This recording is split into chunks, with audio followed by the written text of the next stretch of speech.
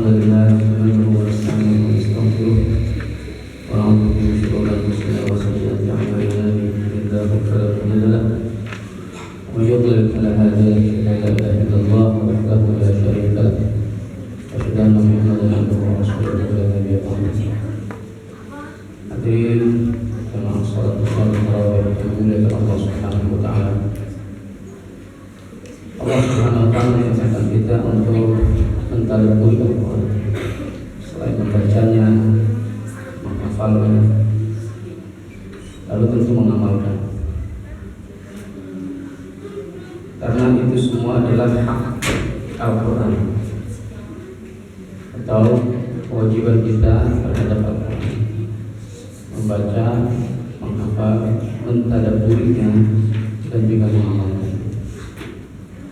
Sehingga tentunya di bulan yang mulia ini, selain kita mengisi hari-hari dengan Al-Quran, dengan membaca, dengan tilawah, tentu yang harus kita berikan porsi kepada Al-Quran ini juga adalah terkait dengan bagaimana hafalan kita ini bertambah, atau hafalan yang sudah ada dan hilang, dimurajaah ulang, atau kita tadabburi ayat-ayat Al-Quran. Tapi dari itu tentu kita harus mengamalkan apa yang ada di dalam Al-Quran. Hadirin dimuliakan Allah, bagian dari tadabbur kita terhadap Al-Quran, terutama ayat puasa, maka kita temukan bahwa Allah Subhanahu wa taala menyampaikan perintah puasa Ramadan itu hanya ada di dalam satu surat saja, yaitu surat Al-Baqarah ayat 183 sampai 187. Jadi di ayat-ayat itulah Allah Subhanahu wa taala menyampaikan perintah tentang puasa. Lalu bagaimana cara menjalankannya, kapan dia dilaksanakannya, siapa saja orang yang boleh tidak puasa, lalu kemudian larangan apa saja yang harus ditinggalkan oleh orang yang berpuasa. Nah, hadirin dimuliakan Allah, berbeda dengan syariat yang lain. Kalau syariat sholat, perintah haji, perintah zakat itu tersebar di dalam beberapa surat di dalam Al-Quran. Coba cari di Google Quran Android. Punya Quran Android nggak Pak? Teknologi canggih sekali. Kalau Bapak ngebet Quran itu lama ketemunya. Kalau di Quran ada di handphone, ada aplikasi Qurannya, terus ada iPad yang berbahasa Arabnya. Kalau mau cari ayat, tinggal ketik aja, misalnya Aqimus sholat, dia ada di surat apa aja, di ayat apa aja ketemu. Ya dimanfaatkan untuk orang kafir yang kritis, nggak apa-apa. Ya kan, al-Qur'an atau mungkin. Nah, coba cari di berapa surat, di berapa ayat tentang haji. Kalau zaman dulu ada namanya Quran Index, ya kan? Kita bisa temukan tema-tema misalnya haji di surat apa aja. Quran Index sekarang mungkin masih ada juga versi cetakan. Nah, itu tersebar di beberapa surat, di beberapa ayat. Perintah sholat, perintah zakat, perintah haji juga. Tapi kalau perintah puasanya, Allah hanya sampaikan di surat Al-Baqarah saja. Ayat berapa tadi? 83 sampai 100. Ya. Nah, jadi itu salah satu keistimewaan. Sehingga kalau kita mau cari tema tentang puasa, ya di situ, nggak di surat yang lain. Yang kedua, Bapak Ibu sekalian rahmatullah, perintah puasa itu disampaikan oleh Allah Subhanahu wa taala dengan detail di dalam Al-Quran. Ya ayyuhalladzina amanu kutiba alaikumus syiyam kama kutiba alal ladzina min qablikum la'allakum tattaqun ayyaman ma'dudat. Faman kana minkum maridan aw 'ala safarin fa'iddatun min ayyamin ukhra. Wa 'alal ladzina yutiqunahu fidyatun ta'amu miskin. Nah, terus di beberapa ayat ini. Jadi penyampaian perintahnya itu secara detail. Berbeda dengan perintah yang lain, syariat yang lain. Contohnya sholat. Allah Subhanahu wa taala tidak jelaskan secara detail bagaimana tata cara sholat. Yang Allah jelaskan hanya perintah sholat saja, wa aqimus sholat wa atuz zakat. Dan dirikanlah sholat.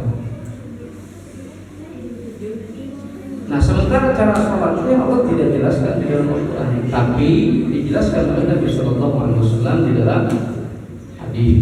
Maka Nabi mengatakan, "Shallu kama ra'aitumuni usolli." Sholatlah kalian sebagaimana lihat aku sholat. Sebagaimana kalian melihat aku sholat. Jadi disitulah kemudian sahabat meriwayatkan, para sahabat meriwayatkan bagaimana cara Nabi sholat dari mulai niat dari sholat sampai salam, ya. Nah, itu yang ketiga, bahwa ibadah puasa ini adalah ibadah yang paling panjang, paling lama selama sekali waktu pelaksanaan. Berapa hari? Berapa? 9 Tapi Allah menyampaikan ini mana di Quran? Ayatnya apa? Berapa hari puasa? La'allakum tattaqun ayyaman ma'dudat. Beberapa hari yang dihitung, beberapa hari yang ditentukan. Jadi Allah menyampaikannya itu bukan sebulan. Puasa Ramadan itu bukan sebulan atau 30 hari atau 29, tapi Allah menyampaikannya adalah ayat ma'dudat, beberapa hari yang dihitung atau yang ditentukan. Ya. Nah, jadi karena ini adalah ibadah terpanjang, beda dengan haji, beda dengan sholat. Ya. Kalau haji berapa hari?